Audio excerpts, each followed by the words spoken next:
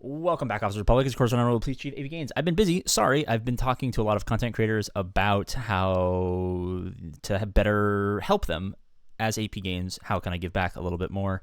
It's been going well. I'll let you know what we come up with. But I'm going to talk about where I am, what I'm doing, and how you can kind of extrapolate my thinking into your account, whether it's 10 million, it'll be slightly different, or if it's 2 million, obviously, will be much different. But the core concept of how to build a good roster has never changed, and that's kind of why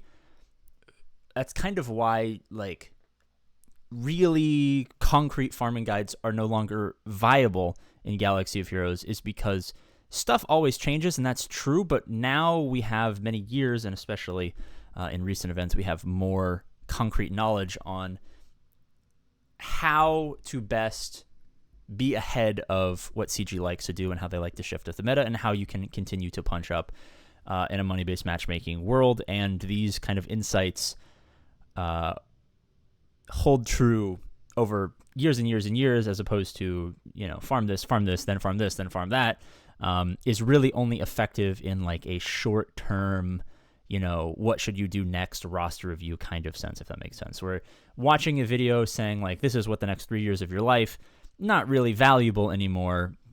Identifying what you should be working on in the short term still obviously holds value. But let's get into it. So obviously a lot of people who are light spenders are finishing up light speed bundles. If you're free to play, that's totally fine. You're finishing up whatever project you're working on.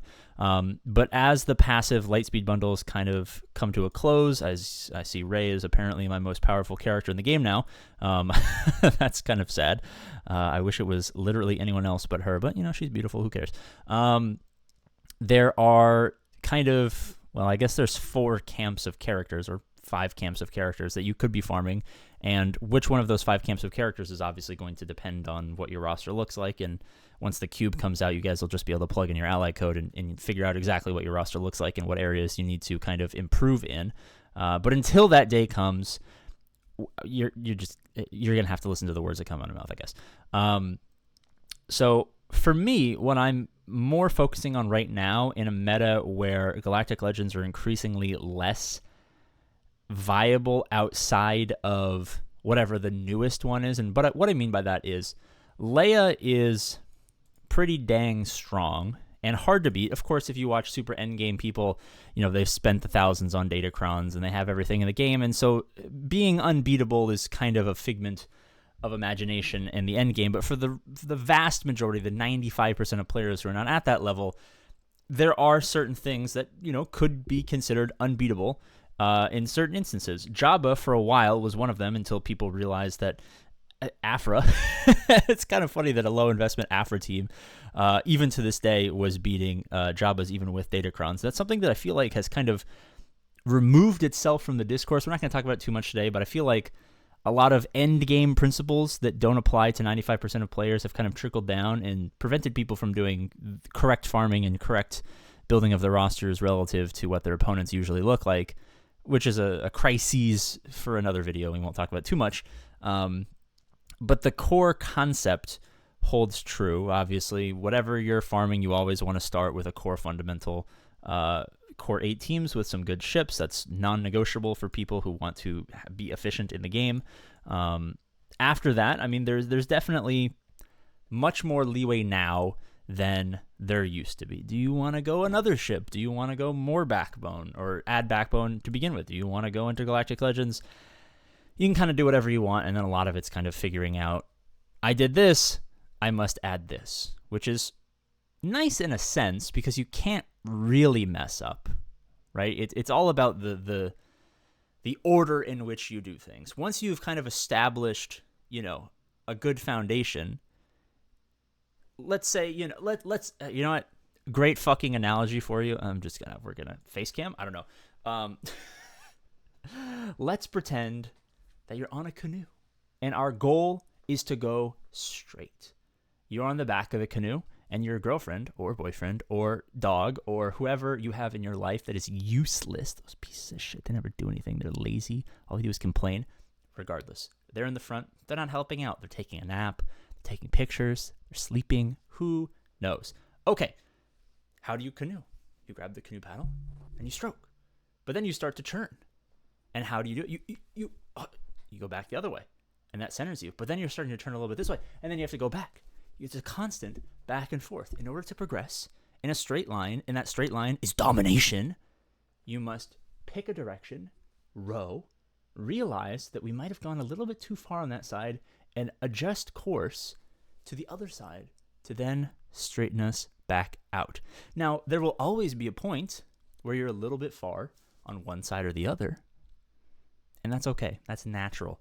That's just how physics work. The only thing that matters is that we eventually get back around to the other side and row and continue in a straight line for domination. So, that being said, if you're a person who just went 2 GLs from Lightspeed bundles and you now have or will soon have Ray and SLKR, and maybe you weren't farming a Galactic Legend, it's probably a good idea. We've probably rode too far this way. It's probably a good idea to pick up a couple of backbone teams. What are the hot backbone teams right now? Starkiller, always great. Aphra, really good right now, especially because a lot of people don't have it.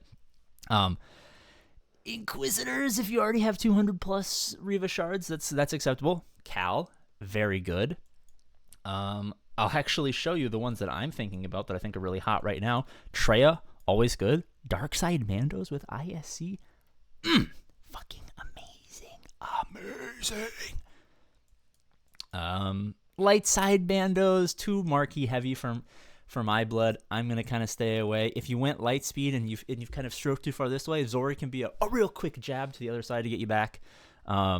If you're doing Aphra going into Dash Rendar, and this team right here is, it's so good. This is Akbar effect for a lot of people, because this is weirdly an uncommon team, because the version of this team that you see often is like Vandor L3 Dash and like other random shit. Sometimes Nest is in there, but the addition of Hondo makes this so much more annoying, because you're getting an effective fracture, which is nice. You're calling it assists, which is also nice. Sorry, my dog's doing some stuff in the background, but it just gives this like, I don't know, like it's like one more step in the unrelenting onslaught of this team, just refusing to die. L3 will just keep taunting. Who cares? She'll never stop. Enfy's Nest, you're going to have to hit him really hard, if not annihilate him, to get him out of there. Dash Rendar will stun you. He'll AoE daze you. He'll do good damage. Vandor will keep people alive. And Hondo, if you let him live too long, even if you kill the rest of them, he's going to fuck your day up, because he's going to be unkillable. Definitely a great team. The Imperial Troopers are really good. They're going to be good for the raid. I think with the addition of a couple of Datacrons, they're extra good on offense. Still not great on defense, but who cares? You don't need an extra defensive team. I'm kind of shying away from this team, aside from I think it might be required for GL Thrawn. Ein Versio is always a good pick, and if you're in a pinch, Bad Batch, especially because they're a ship and they lead to Lord Vader, who is always good, and the Night Sisters are never bad decisions for you. So just remember, if Galaxy of Heroes and the progression towards inevitable domination of Grand Arena is like a canoe down the river, sometimes you paddle to the right, sometimes you paddle to the left, but as long as you keep a nice, even stroke, there, little sex joke for you to end the video, as long as you keep a nice, even tempo, you'll continue to go straight. Now, CG will sometimes throw a wrench in it, and there'll be curves and rapids in the river. You can't predict that. Those are natural occurrences, like the meta change that's happening right now in Grand Arena with the squish going away, and they might be doing all this other stuff. But that's a video for a different day. As always, I love you, and I'll see you later. Bye-bye. Subscribe to